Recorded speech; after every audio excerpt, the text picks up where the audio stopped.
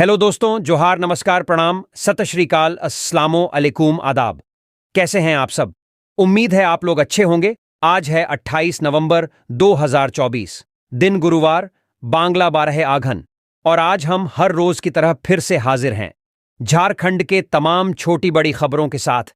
इससे पहले अभी तक आपने B2B news Jharkhand news channel को सब्सक्राइब नहीं किया है तो सब्सक्राइब कर दीजिए, ताकि झारखंड में होने वाली तमाम छोटी बड़ी खबरों से खुद को अपडेट रहें और जानकारी से अवगत हो सकें।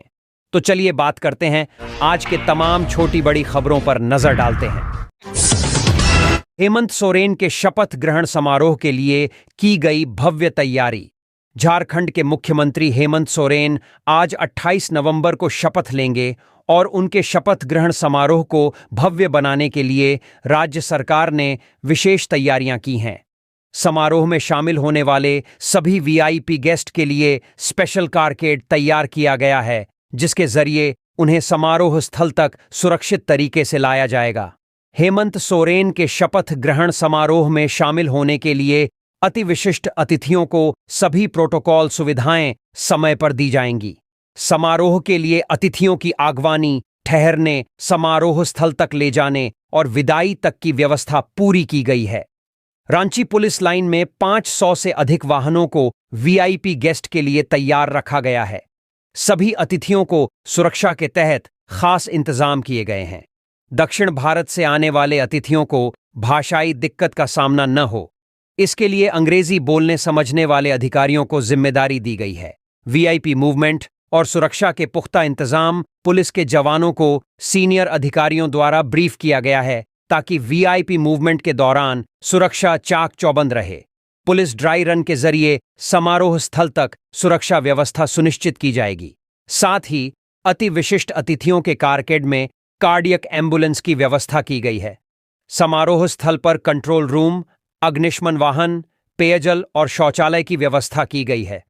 एयरपोर्ट पर हेल्प डेस्क बनाई जाएगी और समारोह स्थल पर ट्रैफिक प्लान भी तैयार किया गया है, ताकि आने जाने में कोई परेशानी न हो। हेमंत सोरेन के शपथ ग्रहण समारोह में पश्चिम बंगाल की मुख्यमंत्री ममता बनर्जी, दिल्ली के मुख्यमंत्री अरविंद केजरीवाल, पंजाब के मुख्यमंत्री भगवंत मान, यूपी के पूर्व मुख्यमंत्री अखिलेश यादव, मल्लिकार्जुन खड़गे, राहुल गांधी, शरद पवार, तेलंगाना के मुख्यमंत्री, मेघालय के मुख्यमंत्री सहित कई अन्य प्रमुख नेताओं के शामिल होने की संभावना है। इसके अलावा मनीष सिसोदिया, तेजस्वी यादव, डीके शिवकुमार, उदय स्टालिन, महबूबा मुफ्ती, उद्धव ठाकरे, कपिल सिब्बल, दीपांकर भट्टाचार्य और नवीन पटनायक जैसे प्रमुख नेता भी समारोह में शामिल होंगे। आज सरकार का है शपथ ग्रहण। रांची में नहीं चलेंगे ऑटो व ई रिक्शा। आप भी चेक कर लें नया ट्रैफिक प्लान। रांची के मोरहाबादी मैदान में 28 नवंबर को नई सरकार का शपथ ग्रहण समारोह होना है। इस दौरान हेमंत सोरेन मुख्यमंत्री पद की शपथ लेंगे। वहीं कई कैबिनेट मंत्री भी शपथ ग्रहण करेंगे। इस मौके पर राज्यपाल संतोष गंगवार समेत तमाम वीआईपी कार्यक्रम स्थल मोरहाबादी मैदान में मौजूद रहेंगे। वहीं राज्य भर के विभिन्न जिलों से राजनीतिक दलों के कार्यकर्ताओं और नेताओं का हुजूम भी राजधानी में उमड़ेगा। कई राष्ट्रीय स्तर के नेताओं का भी आगमन होना है। ऐसे में सुरक्षा को लेकर व्यापक इंतजाम किए गए हैं। वहीं इस दौरान खासकर मोरहाबादी मैदान समेत पूरा शहर अस्त व्यस्त रहेगा। ऐसे में रांची के ट्रैफिक एसपी ने विशेष ट्रैफिक व्यवस्था को लेकर दिशा निर्देश जारी किया है, ताकि यातायात व्यवस्था सुचारू रखी जा सके। इसके तहत शहर में कुछ वाहनों के प्रवेश पर प्रतिबंध लगाया गया है, जबकि कुछ पर सिर्फ विशेष वाहनों का ही प्रवेश हो सकेगा।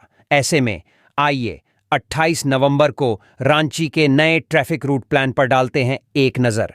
ट्रैफिक एसपी द्वारा जारी प्लान के मुताबिक 28 नवंबर को सुबह 8 से रात 10 बजे तक बड़े वाहनों का शहर में नो एंट्री रहेगी। वहीं छोटे व बड़े मालवाहक वाहनों का भी शहर में प्रवेश रात 8 बजे तक प्रतिबंधित रहेगा। इसके अलावा दिन के 12 बजे से लेकर रात 8 बजे तक शहर में ई रिक्शा भी नहीं चलेंगे। विभिन्न मार्गों पलामू से रांची, चाईबासा से रांची, कांके से रांची शहर आने वाले बड़े वाहन इन निर्धारित स्थानों तक ही जा सकेंगे। इस दौरान बूटी मोड़ से रिम्स चौक, करमटोली चौक, एसएसपी आवास चौक, रणधीर वर्मा चौक और जेल चौक से अन्य सभी वाहनों का प्रवेश वर्जित रहेगा। 28 नवंबर को दिन के 11 बजे से रात 8 बजे तक अरगोड़ा चौक, सहजानंद चौक, न्यू मार्केट चौक, हॉटलिप्स चौक और राम मंदिर चौक पर ऑन्टो और ई रिक्शा का परिचालन पूरी तरह से बंद रहेगा। सामान्य वाहनों के लिए वैकल्पिक मार्ग सामान्य वाहन विशेष मार्गों से शहर में प्रवेश कर सकेंगे, जैसे बूटी मोड़ से खेलगांव चौक, कोकर चौक, रातू रोड काठीटांड, नगड़ी से कटहल मोड़ होते हुए न्यास राय, नए हाईकोर्ट के रास्ते एचआईसी गेट तक रांची में प्रवेश कर सकेंगे। इसके अलावा बोड़िया रिंग रोड से मोरहाबादी मैदान की ओर आने वाले वाहन नेवरी रिंग रोड से बूटी मोड़, खेलगांव, कोकर चौक होते हुए शहर में प्रवेश कर सकेंगे। कार्यक्रम में भाग लेने वाले वाहनों की पार्किंग वीवीआईपी और मीडिया वाहनों के लिए निर्धारित पार्किंग स्थल होंगे। ये पार्किंग स्थल रणधीर वर्मा चौक, एसएसपी आवास चौक और फुटबॉल मैदान के आसपास होंगे। यहां पार्क होंगे बाहर से आने वाले वाहन। गढ़वा, पलामू व लातेहार, पुलिस लाइन मैदान, सीएम आवास के विपरीत दिशा में खूंटी, चाईबासा, रांची यूनिवर्सिटी मैदान, सिदो कान्हू पार्क के बगल में साहेबगंज, पाकुड़, घोड्डा, जामताड़ा, दुमका व देवघर, डीआईजी ग्राउंड बरियातू, बरियातू पहाड़ी स्थित मैदान धनबाद, बोकारो, गिरिडीह, चतरा, हजारीबाग, रामगढ़, जमशेदपुर सरायकेला, डीआईजी ग्राउंड बरियातू, बरियातू पहाड़ी स्थित मैदान। ट्रैफिक एसपी की अपील। नई सरकार के शपथ ग्रहण को लेकर सिटी की ट्रैफिक व्यवस्था में बदलाव को फॉलो करने की अपील रांची के ट्रैफिक एसपी ने शहर के सभी लोगों से की है, ताकि ट्रैफिक जाम व सुरक्षा व्यवस्था बनी रहे। उन्होंने शपथ ग्रहण समारोह के लिए निर्धारित मार्गों से ही यात्रा करने की अपील की है। ट्रैफिक रूट में बदलाव से संबंधित जानकारी रांची डीसी, रांची एसएसपी समेत अन्य वरीय अधिकारियों को भी दे दी गई है। सीएम हेमंत सोरेन के शपथ ग्रहण समारोह में दिखेगी सोहराई पेंटिंग।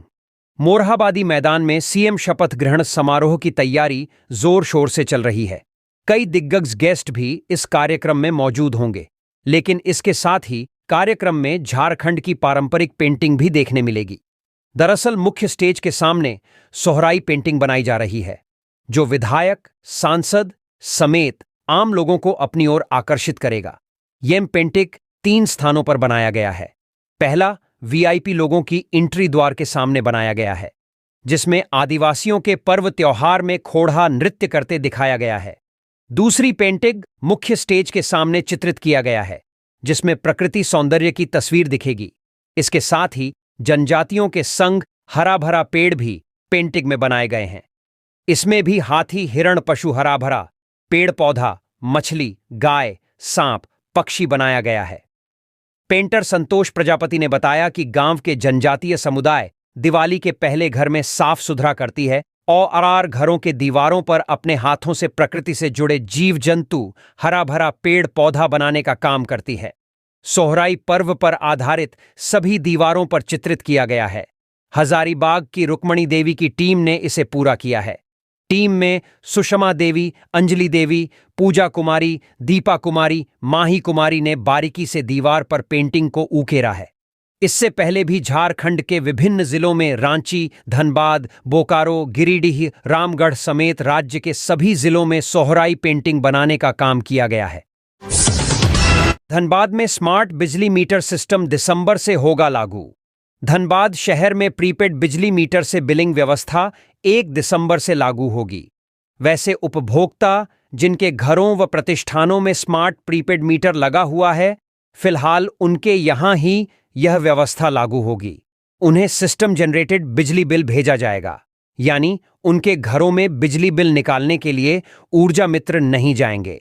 उपभोक्ता के रजिस्टर्ड मोबाइल नंबर पर मैसेज ऑफ व्हाट्सएप के जरिए बिजली बिल भेजा जाएगा।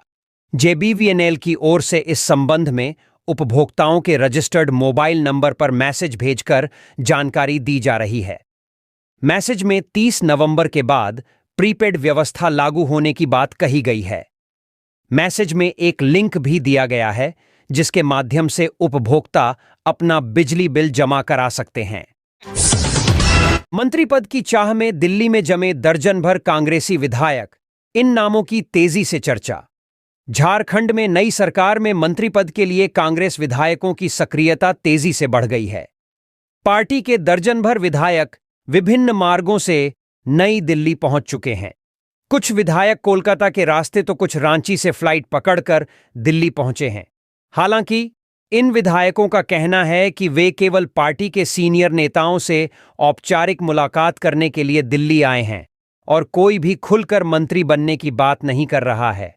कांग्रेस पार्टी के कई विधायक नई दिल्ली में विभिन्न नेताओं से मुलाकात कर रहे हैं, लेकिन इस बीच अटकलें तेज हो गई हैं कि कांग्रेस विधायक दल के नेता को मंत्री नहीं बनाया जाएगा।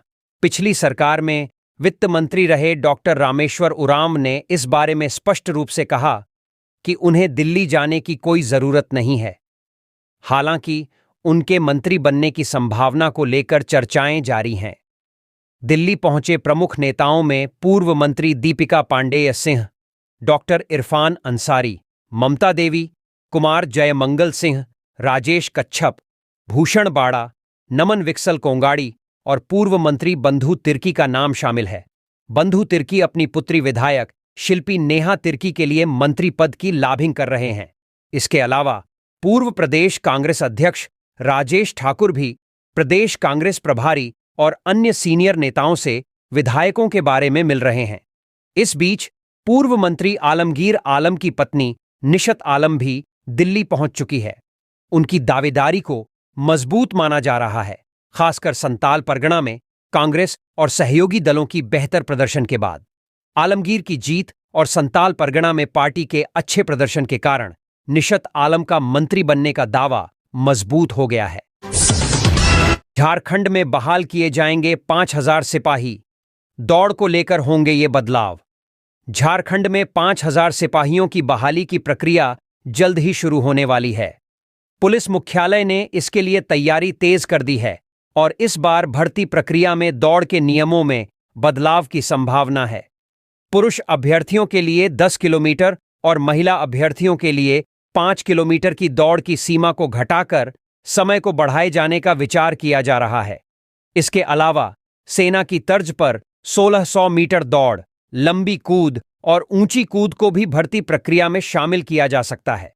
आपको बता दें कि पहले झारखंड पुलिस के 4,919 रिक्त पदों के लिए शारीरिक परीक्षण अगस्त 2024 तक पूरा होना था, लेकिन एजेंसी के चयन में देरी और विधानसभा चुनाव के कारण आचार संहिता लागू होने से प्रक्रिया में रुकावट आई। झारखंड कर्मचारी चयन आयोग जेएसएससी ने जनवरी 2024 में आवेदन प्रक्रिया शुरू की थी, जिसमें लाखों लोगों ने आवेदन किया। स्क्रूटनी के बाद 1,44,308 आवेदन रद्द कर दिए गए। अब प्रक्रिया को फिर से शुरू करने की तैयारी की जा रही है।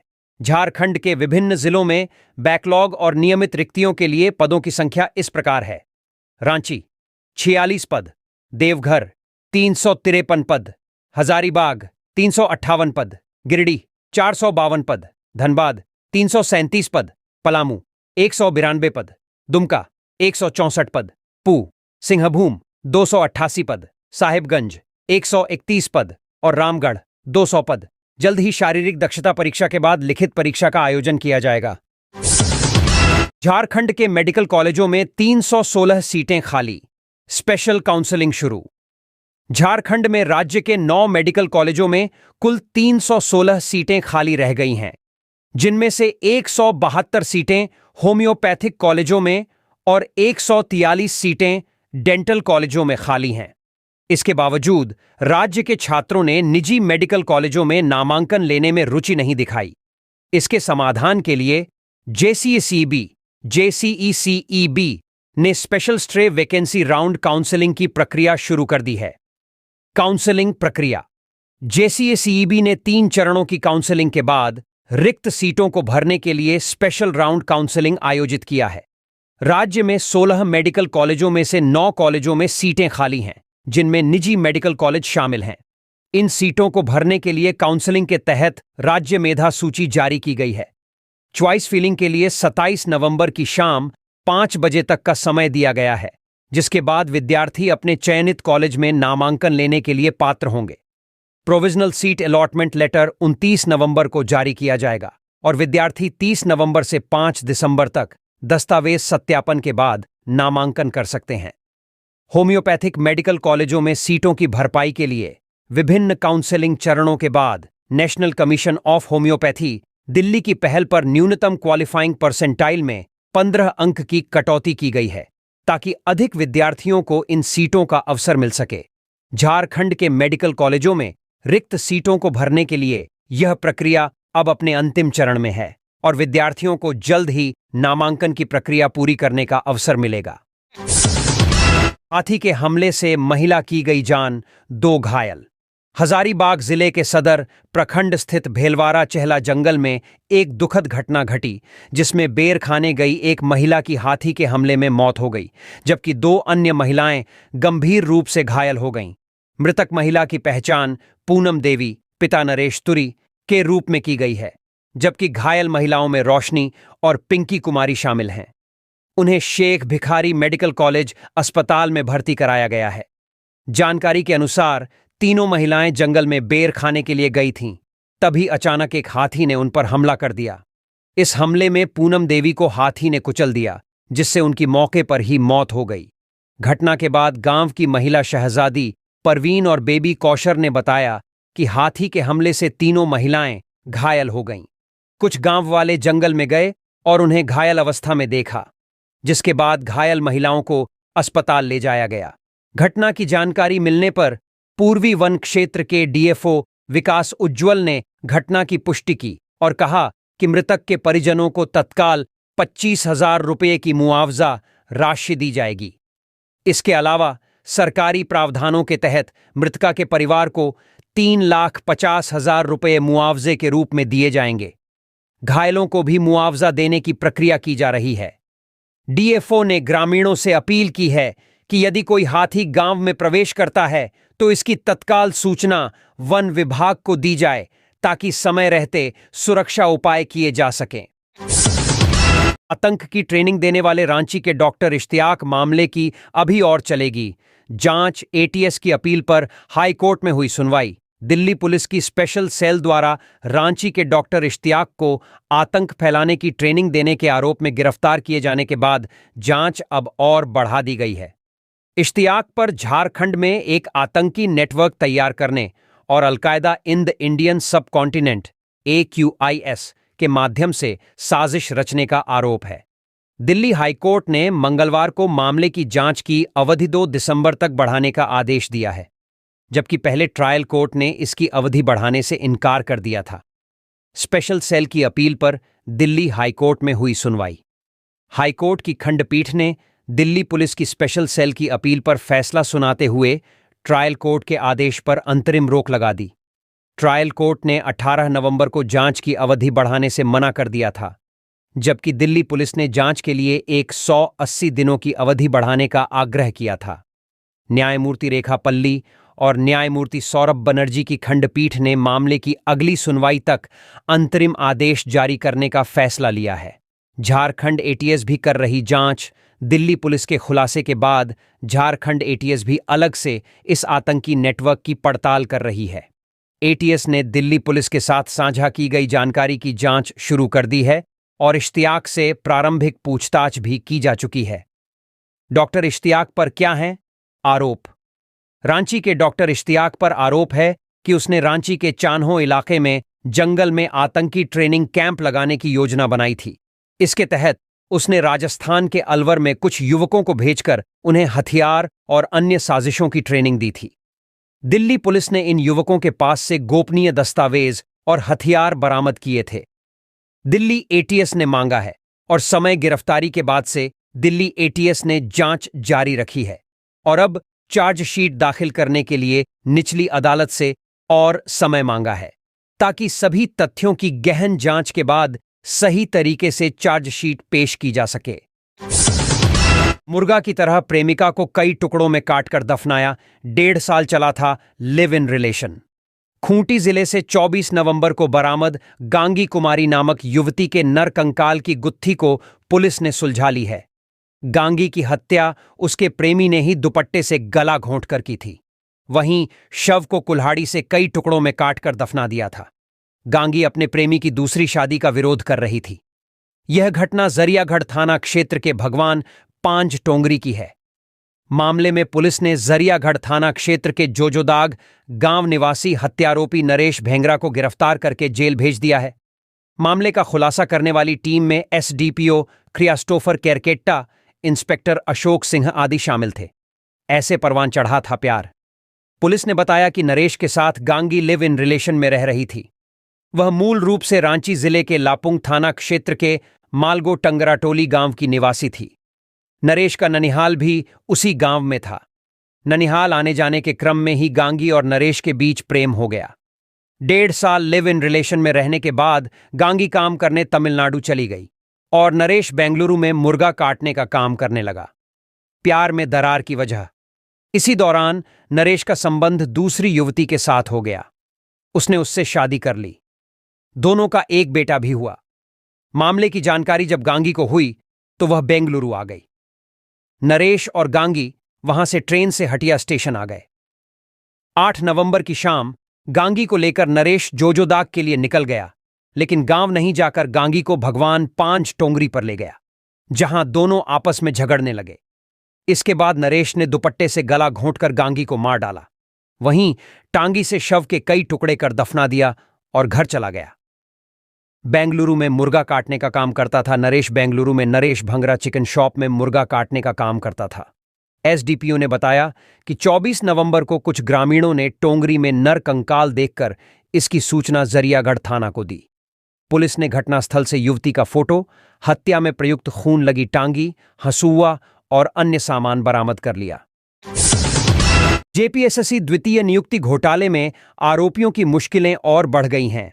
सीबीआई ने 12 साल बाद जांच पूरी करते हुए जेपीएसएससी के तत्कालीन अध्यक्ष दिलीप प्रसाद समेत 70 लोगों के खिलाफ चार्जशीट दाखिल की है। इस चार्जशीट में कई अभ्यर्थियों के नाम भी शामिल हैं। परीक्षा में गड़बड़ियों के मिले हैं साक्ष्य।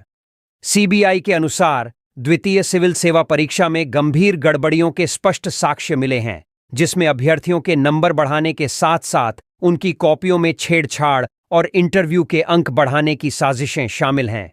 गुजरात स्थित फॉरेंसिक लैब द्वारा की गई जांच में यह गड़बड़ी सामने आई है। दोगुनी हुई आरोपियों की संख्या। सीबीआई ने 7 जुलाई 2012 को इस घोटाले के खिलाफ प्राथमिकी दर्ज की थी, जिसमें शुरुआत में 32 लोगों के खिलाफ आरोप थे, लेकिन 12 साल लंबी जांच के दौरान और नए आरोपियों के सामने आने के बाद अब यह संख्या 70 हो गई है। इस मामले में जेपीएसएससी के तत्कालीन सदस्य, कोऑर्डिनेटर और कई अन्य सरकारी अधिकारी भी आरोपित हैं। चार्जशीट पर अदालत में सुनवाई आज। सीबीआई द्वारा हाल ही में दाखिल की गई चार्जशीट पर अब तक अदालत ने संज्ञान नहीं लिया है, क्योंकि इसमें शामिल सरकारी कर्मचारियों पर मुकदमा चलाने के लिए सरकार से स्वीकृति लेना जरूरी है। इस प्रक्रिया में अब तक कुछ आरोपियों के खिलाफ ही सरकार से अनुमति मिल सकी है। मामले की अगली सुनवाई 28 नवंबर को होने वाली है। हाई कोर्ट ने सीबीआई को सौंपा था मामला। झारखंड उच्च न्यायालय ने जून 2012 में इस मामले की जांच के लिए निगरानी ब्यूरो को आदेश दिया था। हालांकि जांच की गति को धीमा पाकर अदालत ने सीबीआई को इस मामले की जांच सौंप दी। इसके बाद सीबीआई ने जुलाई 2012 से इस मामले की जांच शुरू की और अब तक झारखंड राज्य में आयोजित सभी 16 परीक्षा परिणामों की जांच की है। तत्कालीन अध्यक्ष समेत 32 के खिलाफ दर्ज हुई थी एफआईआर। जेपीएसएससी के तत्कालीन अध्यक्ष दिलीप कुमार प्रसाद, सदस्य गोपाल प्रसाद सिंह, शांति देवी, राधा गोविंद सिंह नागेश, एलिस उषा रानी सिंह, अरविंद कुमार, एसआई खन्ना, बटेश्वर पंडित, कोऑर्डिनेटर परमानंद सिंह, अल्बर्ट टोप्पो, एस अहमद, नंदलाल, सोहन राम, प्रशांत कुमार लायक, राधा प्रेम किशोर, विनोद राम, हरिशंकर बराइक, हरिशंकर सिंह मुंडा, रवि कुमार कुजुर, मुकेश कुमार महतो, कुंदन कुमार सिंह, मौसमी नागेश, कानूराम नाग, लालमोहन नाथ शाहदेव, प्रकाश कुमार, कुमारी गीतांजलि, संगीता कुमारी, रजनीश कुमार, शिवेंद्र, संतोष कुमार चौधरी, कुमार शैलेंद्र एवं हरि उरांव के खिलाफ एफआईआर दर्ज की गई थी। निमिया घाट को मिला देश के सर्वश्रेष्ठ थाना का अवार्ड। 29 नवंबर को अमित शाह करेंगे सम्मानित। देश के 3 सर्वश्रेष्ठ थाना में से एक अवार्ड झारखंड के गिरिडीह जिला अंतर्गत निमिया घाट को मिला है। वर्ष 2024 के लिए यह अवार्ड निमिया घाट थाना को मिला है। 29 नवंबर को भुवनेश्वर स्थित लोक सेवा भवन में आयोजित कार्यक्रम में केंद्रीय गृह मंत्री अमित शाह के हाथों यह सम्मान निमिया घाट थाना प्रभारी राणा जंग बहादुर प्राप्त करेंगे। झारखंड पुलिस के लिए यह खुशी का पल है। हेमंत सोरेन ने शहीद सोबरन सोरेन के 67वें शहादत दिवस पर अर्पित की श्रद्धांजलि। कार्यवाहक मुख्यमंत्री हेमंत सोरेन ने आज शहीद सोबरन सोरेन के 67वें शहादत दिवस पर लुकैयाटांड, नेमरा, गोला स्थित उनकी प्रतिमा पर माल्यार्पण कर श्रद्धांजलि अर्पित की। इस अवसर पर गांडेय विधायक कल्पना मुर्मू सोरेन और जामुमो के कार्यकर्ता भारी संख्या में मौजूद रहे। हेमंत सोरेन ने शहीद के प्रति सम्मान व्यक्त करते हुए कहा कि उनकी शहादत और संघर्ष हमेशा याद रखी जाएगी। बता दें कि शहादत दिवस पर श्रद्धांजलि अर्पित करने के बाद हेमंत सोरेन और कल्पना सोरेन ने अपने पैतृक गांव नेमरा भी दौरा किया, जहां आज उनके दादा सोबरन मांझी का शहादत दिवस है। कांके रोड से पंडरा तक 4 लेन सड़क निर्माण का सर्वे पूरा, जल्द शुरू होगा काम। कांके रोड से पंडरा तक 4 लेन सड़क निर्माण के लिए सर्वे पूरा कर लिया गया है। पथ प्रमंडल रांची के इंजीनियरों और ठेकेदार ने इस सर्वे को अंजाम दिया, जिसमें पोटपोटो नदी पर बनने वाले पुल की स्थल जांच भी की गई। अब जल्द ही इस पर काम शुरू किया जाएगा। इंजीनियरों ने भू अर्जन की स्थिति की भी समीक्षा की और बताया कि कांके रोड की ओर से जमीन की कोई समस्या नहीं है। यहां से सड़क निर्माण का कार्य जल्द शुरू होगा। इसके पहले रैयतों को मुआवजा देने के लिए जिला भू अर्जन कार्यालय द्वारा कार्रवाई की जा रही है। जहां जमीन उपलब्ध नहीं है, वहां जल्द ही भू अर्जन प्रक्रिया पूरी की जाएगी। इस सड़क निर्माण का हिस्सा इनर रिंग रोड परियोजना के तहत लिया गया है। यह पहले चरण की सड़क है, जिसे अब शुरू किया जा रहा है। इसके बनने से रातू रोड और पंडरा इलाके के लोग सीधे कांके रोड पहुंच सकेंगे और कांके एवं कांके रोड से कमड़े, पंडरा, रातू रोड तक पहुंचना आसान हो जाएगा। गौशाला के पास खोदे गए गड्ढे को भरने का निर्देश। रांची हरमू रोड में गौशाला के पास कई दिनों से गड्ढा खोदकर छोड़ दिया गया था, जिससे राहगीरों को कठिनाई हो रही थी। पथ निर्माण विभाग ने मंगलवार को मौके पर पहुंचकर इस पर तुरंत कार्रवाई करने का निर्देश दिया। गड्ढा पानी की आपूर्ति वाली पाइपलाइन को ठीक करने के लिए खोदा गया था, लेकिन इसे भरने की प्रक्रिया अभी तक पूरी नहीं हो पाई थी। विभाग के इंजीनियरों ने पेयजल एवं स्वच्छता विभाग से बात की है और अगर वे इस गड्ढे को नहीं भरते हैं तो पथ विभाग इसे भरने की जिम्मेदारी लेगा।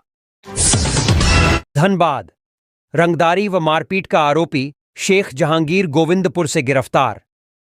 पुलिस ने फायरिंग, रंगदारी व मारपीट मामले के आरोपी शेख जहांगीर को बुधवार को दबोच लिया। आरोपी कतिपय लोगों के साथ BCCL गोविंदपुर क्षेत्रीय कार्यालय वार्ता करने पहुंचा था। इसकी भनक मिलते ही धर्माबांध OP प्रभारी कमलेश कुमार दल बल के साथ गोविंदपुर क्षेत्रीय कार्यालय पहुंचे शेख जहांगीर को गिरफ्तार कर लिया। ज्ञात हो कि 21 जुलाई को जमीन कारोबारी धर्मबांध निवासी दीपक रवानी अपने 2 बच्चों व गांव के रतनलाल महतो के साथ कार से घर जा रहा था। राधानगर के पास शेख जहांगीर व उसके साथियों ने गाड़ी रोक दी और पिस्तौल का भय दिखाकर गाली गलौज की थी। अगली रात दीपक रवानी के आवास पर बम गोली चलाकर दहशत फैला दी थी। इस मामले में पुलिस ने खरखरी बस्ती निवासी कांग्रेस नेता शेख गुड्डू, शेख जहांगीर, शेख जीशान सहित अन्य के खिलाफ रंगदारी व आर्म्स एक्ट के तहत प्राथमिकी दर्ज की थी। इस मामले में आरोपियों की गिरफ्तारी के लिए धनबाद सांसद ढुल्लू महतो ने सड़क पर उतरने की धमकी दी थी। इसके बाद पुलिस की टीम गठित कर कांग्रेस नेता शेख गुड्डू को रांची से गिरफ्तार किया गया था, जबकि अन्य आरोपी फरार चल रहे थे। 1000 की घूस लेते गिरफ्तार हुआ था ASI, कोर्ट ने दोषी करार दिया। रांची ACB की स्पेशल कोर्ट ने लोहरदगा जिले के कुड़ू थाना के पदस्थापित तत्कालीन ASI सेवैया सुरीन को रिश्वत लेने के आरोप में दोषी करार दिया है। कोर्ट उसकी सजा की बिंदु पर 28 नवंबर को सुनवाई करेगा। दोषी करार दिए जाने के बाद सेवैया सुरीन को न्यायिक हिरासत में ले लिया गया है। एसीबी ने सेवैया सुरीन को 1,000 रुपए रिश्वत लेते हुए 22 फरवरी 2017 को रंगे हाथ गिरफ्तार किया था। वह यह रिश्वत मोहम्मद अब्दुल रशीद नाम के व्यक्ति से थाना ने जब्त मोटरसाइकिल छोड़ने के एवज में ले रहा था। सूचक ने इसकी शिकायत एसीबी एसपी से की थी। लोहरदगा कैरो में सड़क दुर्घटना में बाइक सवार 2 युवकों की मौत, गांव में मातम। लोहरदगा जिले के कैरो नगजुआ मुख्य सड़क पर गजनी मोड़ के पास सड़क दुर्घटना में बाइक सवार 2 युवकों की मौत हो गई। एक अन्य युवक गंभीर रूप से घायल है, जिसका इलाज रांची के रिम्स में चल रहा है। घटना सोमवार रात की बताई जाती है। दुर्घटना में उत्का गांव निवासी संजय यादव के एकलौते पुत्र जीतेंद्र यादव की घटनास्थल पर ही मौत हो गई थी। जीतेंद्र को 1 साल की एक बेटी है। हादसे में घायल पीतांबर महतो व विक्रम लोहरा को आनन फानन में रिम्स रांची ले जाया गया, जहां पीतांबर महतो की इलाज के दौरान मौत हो गई, जबकि विक्रम लोहरा का इलाज चल रहा है। उसकी स्थिति चिंताजनक बताई जाती है। पोस्टमार्टम के बाद दोनों युवकों का शव गांव पहुंचते ही माहौल गमगीन हो गया। परिजनों का रो रो कर बुरा हाल था। दोनों के परिवार की आर्थिक स्थिति बेहद ही खराब है। लोहरदगा झारखंड आंदोलनकारी महासभा ने हेमंत सोरेन को दी जीत की बधाई। झारखंड आंदोलनकारी महासभा लोहरदगा जिला समिति की मासिक बैठक बुधवार को कार्यकारी अध्यक्ष अमर किंडो की अध्यक्षता में समाहरणालय मैदान में हुई। बैठक में विधानसभा चुनाव में इंडिया गठबंधन की शानदार जीत पर मुख्यमंत्री हेमंत सोरेन को बधाई दी गई। महासभा के केंद्रीय प्रधान महासचिव कयूम खान ने कहा कि झारखंड आंदोलनकारी शिबू सोरेन के पुत्र हेमंत सोरेन का पुनः मुख्यमंत्री बनना हमारे लिए सौभाग्य की बात है। उन्होंने विश्वास जताया कि सीएम झारखंड आंदोलनकारियों का दर्द समझेंगे और जेल जाने की बाध्यता समाप्त करते हुए सभी आंदोलनकारियों को समान रूप से सम्मान, नियोजन, पेंशन सहित सभी सुविधाएं मुहैया कराएंगे। उन्होंने आंदोलनकारियों के हित में शिबू सोरेन मॉडल को अविलंब लागू करने का आग्रह किया।